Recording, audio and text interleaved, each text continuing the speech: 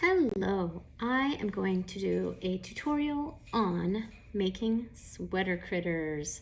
So these are super fun, easy projects that anyone can do. They're really good for either someone who's a total beginner and feels a little nervous about making handmade items, because these are super easy, super straightforward.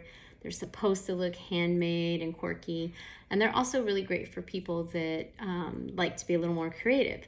Because even if you do have experience sewing, you can play around with the sweater critters to make them unique and do little quirky things that you like to do. So they're great for beginners and for creative people, either one of those or both. Like maybe you're a beginner at sewing, but you're very creative in other aspects artistically. So they're really fun because you can have a lot of choices to make when you're putting these together. Or you can just do them straight like the examples I'm giving, and easy peasy like that.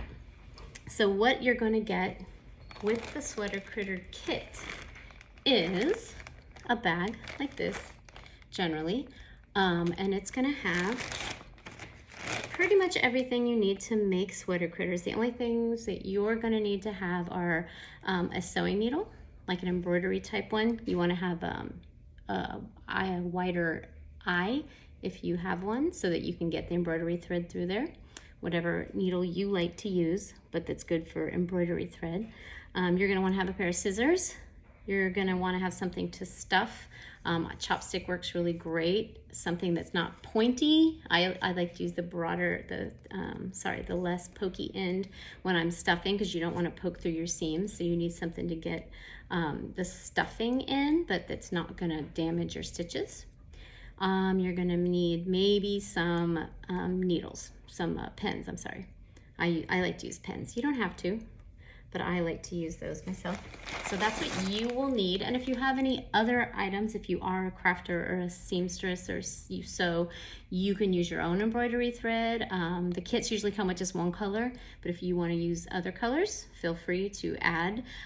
They'll come with buttons and different little things for the eyes or tails or nose.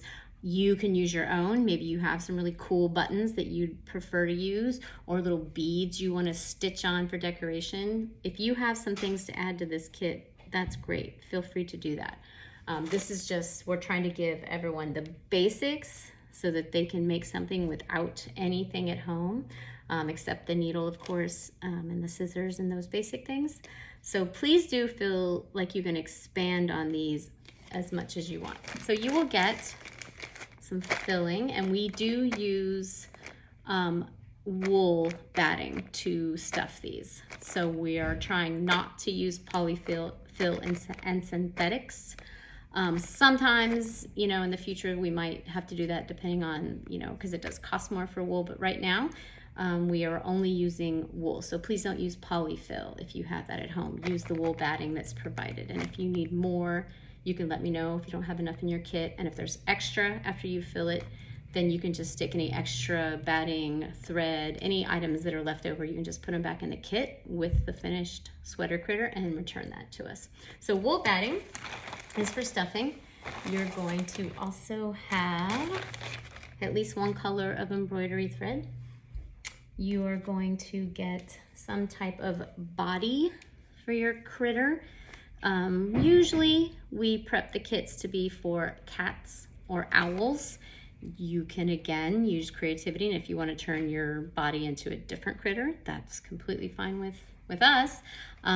Cats are probably a little more sewing than the owls, because we do encourage you to do like whiskers and things like that. You don't have to, but you can. So owls are probably the very simplest, and then the cats, and then again, if you want to make something more complicated or more intricate or a different animal, that's fine. So this is a body. This one, usually the pointy ears are the cats, and more curved ears, you can see in this example, and I'll show you later, are usually the owls. So you'll get the body, you'll get some kind of fabric for the bottom, because these are gonna stand up, so they'll be stuffed. They'll have little faces, they'll be stuffed, and they'll stand up, usually. If they tip over, that's okay, but they're a freestanding stuff usually. So the bottom will be kind of go like this so that it'll stand up at the end.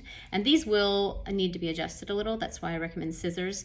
These, we kind of just cut these roughly. They're not going to fit exactly until you start sewing them. That's why I like to use my pens. I'll start on a corner and pen them around and adjust them to where it's the right size. And then usually you'll trim off some little edges. I'll show you that again more later, because you want these to be flush when you're doing a blanket stitch. So you'll have to adjust the bottom, I'm sure, a bit. Those aren't exact matches. We don't use patterns for these. We just use old sweaters that we cut the arms. These are usually arms. These are just the extra front and back pieces. So this project is pretty much upcycled, recycled items. So they're really great to use because we don't have a lot of cost in them except for the filling and the thread. So you'll get the body, you'll get the bottom or the base, you will get either a nose or a beak, depending if it's a cat or a owl. So the noses might be hearts that you can turn upside down. This is a big heart, so this isn't for the nose, but some of the kits, the cats have a little small heart that can be used for its nose. Sometimes it's just a sort of a little triangle shape. The birds or the owls, like I said, will have a little beak, like a triangle beak for their face. And then you will usually get some kind of little pocket. These are just a fun little addition we started adding. You can put it on its front, like a little tummy, or you could put it on the back too if you chose. It doesn't really matter, but those are just kind of fun. So again, you're gonna, if it's a pocket, you're gonna not sew the top.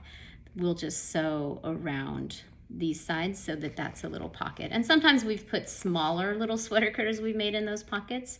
Or we could put little painted peg dolls in there. If you, again, are artistic, creative, or want to make something like that to put in the pocket, you could paint a little baby cat on a peg doll and slip that in there and give that back to us when you return it. That'd be awesome.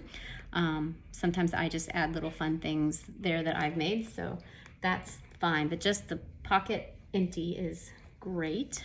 So a pocket, a base, the nose, the eyes. Eyes are usually 2 buttons. They might be 4 buttons. You might get 4 because I know sometimes with kits I'll add 2 buttons together, so you could sew 2 together to make a little more of a detailed eye. And again, if you have buttons of your own and you want to play around with this, occasionally we've had little shapes that are kind of go behind buttons that we've added. It's really up to you. And again, you'll probably have 2 buttons in your kit or 4, and those are generally for eyes. You could also decide, I'll show you an example later, you could also decide to do just 1 eye and maybe do a little stitched closed eye, like a wink, or you could do 2 eyes closed, 2 stitches, like a little sleeping animal. Really, again, this is where you can use your creativity, but if you just want to make what's in the kit, if there's 2 little buttons, those are meant to be eyes. And for cats, I usually like to do kind of that, sew it like a slitted eye. Even if I have 4 holes, you can still just do the slits, but you can do it however you like.